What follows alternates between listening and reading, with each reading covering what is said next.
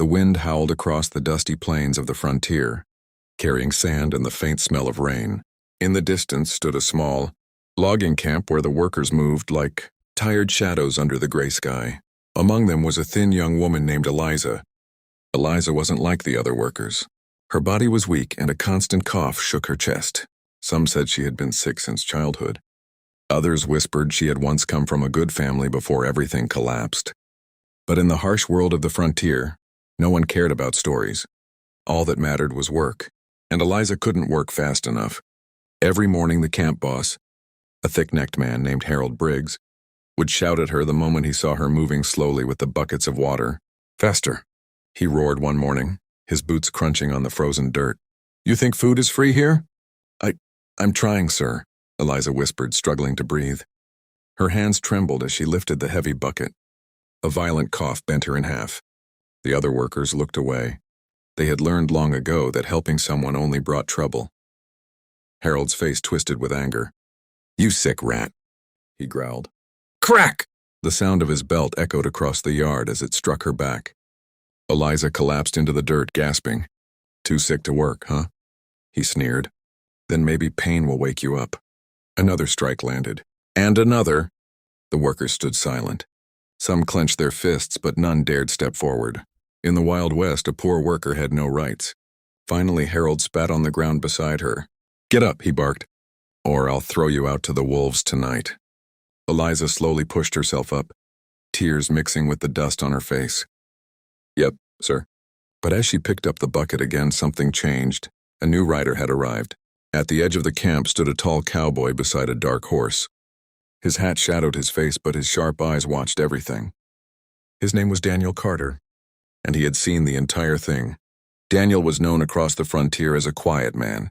He owned a small ranch far from town and rarely spoke more than necessary.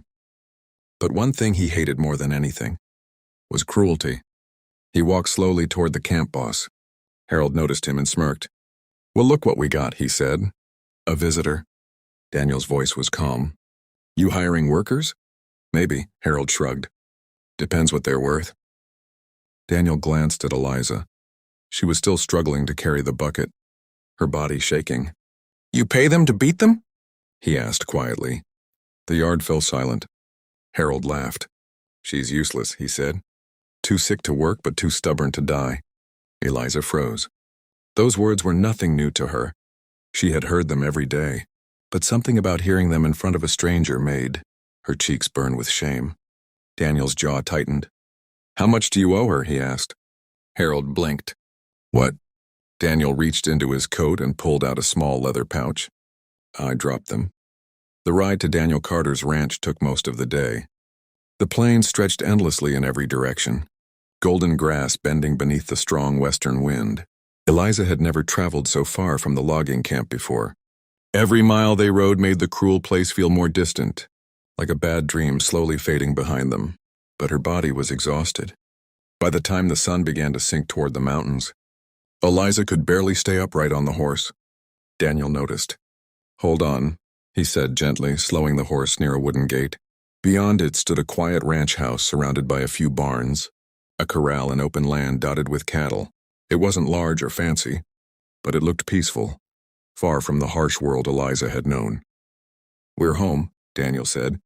"Home." The word felt strange in her ears. Daniel helped her down from the horse, but the moment her feet touched the ground, her legs collapsed beneath her. "Easy," he said quickly, catching her before she hit the dirt. "I'm sorry," Eliza whispered weakly. "I didn't mean to be trouble." "You're not trouble," Daniel replied firmly. He guided her toward the house. Inside, the ranch smelled of wood smoke and warm bread. The fireplace glowed softly, casting orange light across the small living room. Eliza stared in quiet amazement.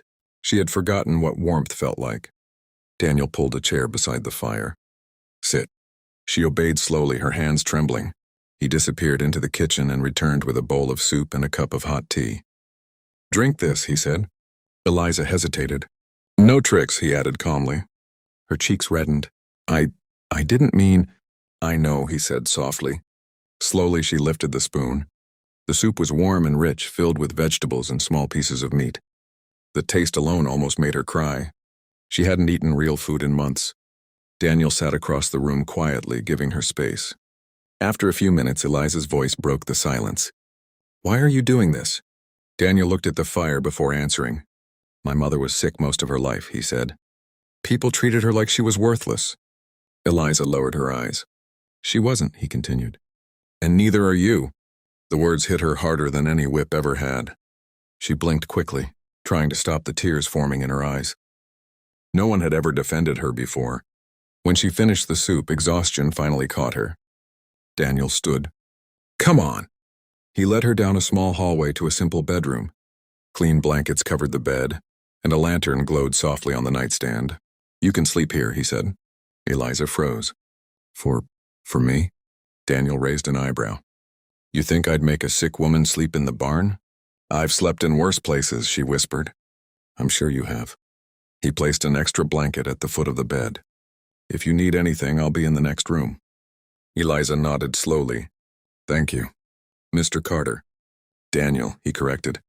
Then he quietly left the room. For a long time, Eliza simply stood there. The wind moved slowly through the tall prairie grass as the 3 riders waited at the gate. Their horses snorted impatiently. Eliza stood frozen near the porch, her heart pounding so loudly she thought everyone could hear it. The sight of those men brought back every memory she had tried to forget. Pain, fear, and the man who owned the camp. Daniel Carter stood firmly in front of her, his hand resting near the revolver on his belt. His posture was calm, but his eyes were sharp as steel. The rider in the center leaned lazily against his saddle. His name was Victor Hale, a man known across the frontier for collecting debts and people alike.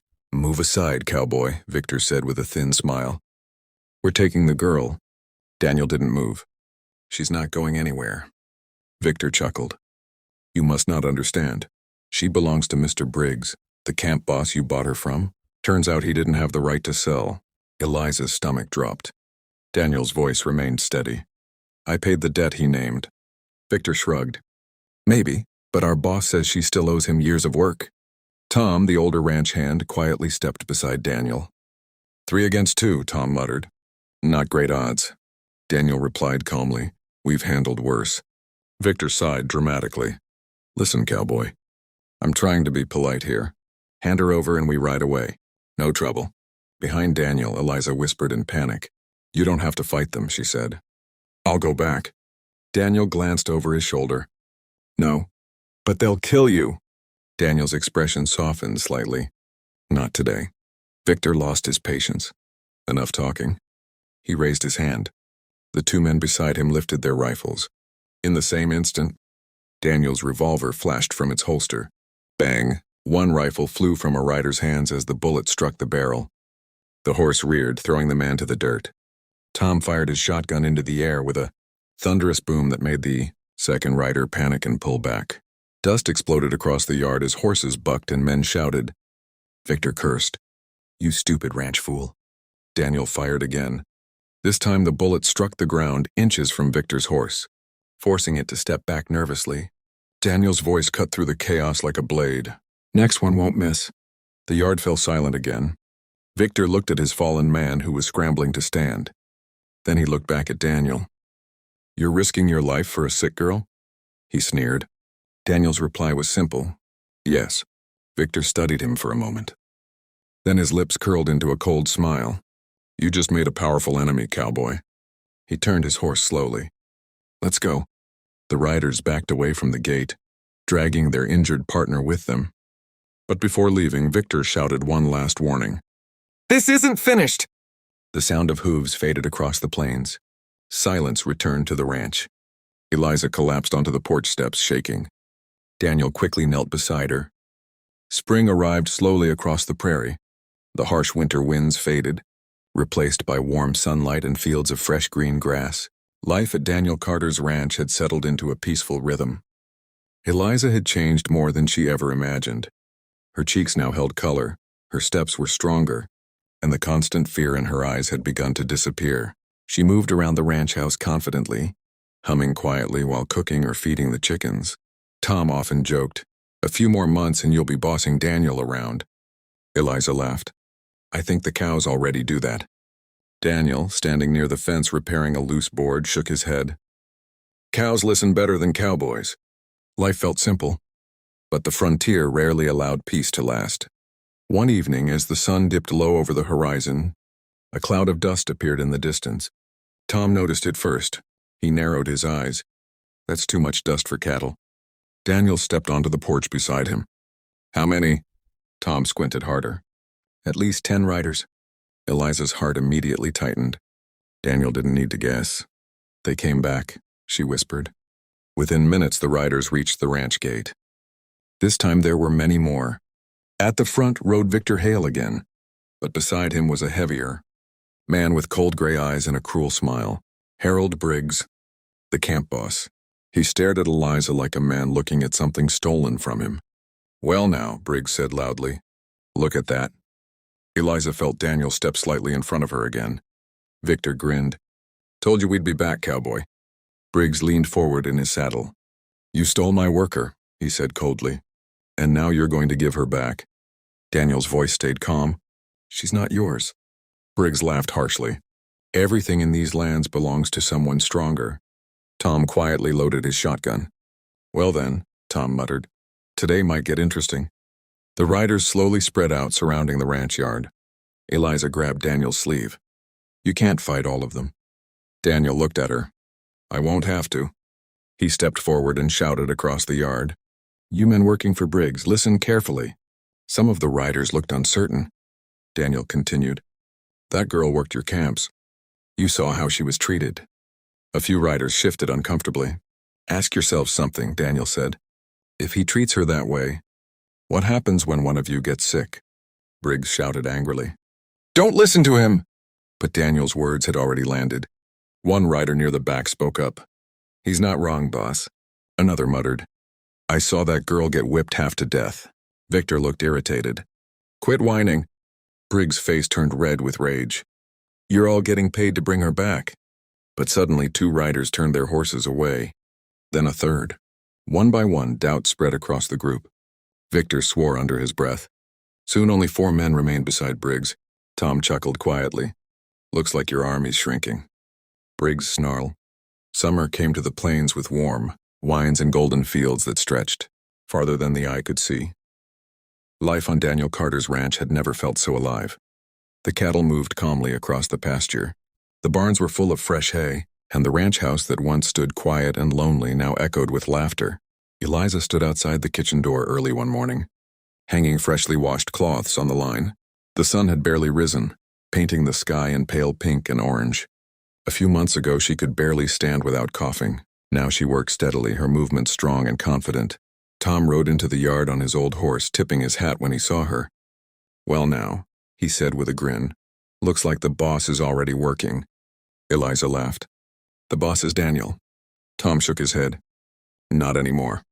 Just then Daniel walked out of the barn carrying a saddle. What are you 2 whispering about? He asked. Tom smirked. I was telling her she runs this ranch now. Daniel looked at Eliza, pretending to think. Well, she does cook better than me. Eliza folded her arms. That's because you once tried to fry beans. Tom burst out laughing. That was a disaster. Daniel sighed. All right. I admit it. For a moment they all stood there enjoying the peaceful morning. It was the kind of calm Daniel had never expected to have in his life. For years the ranch had been quiet and empty, but Eliza had changed everything. Later that afternoon, Daniel and Eliza rode together across the far pasture, checking the fences. The prairie wind brushed gently through the tall grass. Eliza looked out across the land with wonder. It's beautiful, she said softly. Daniel nodded. It wasn't always. What do you mean? For a long time this place felt lonely. Eliza turned toward him. And now? Daniel smiled slightly. Now it feels like home. They rode in silence for a while. Then Eliza asked something that had been on her mind for days. Do you ever regret bringing me here? Daniel looked surprised. Why would I?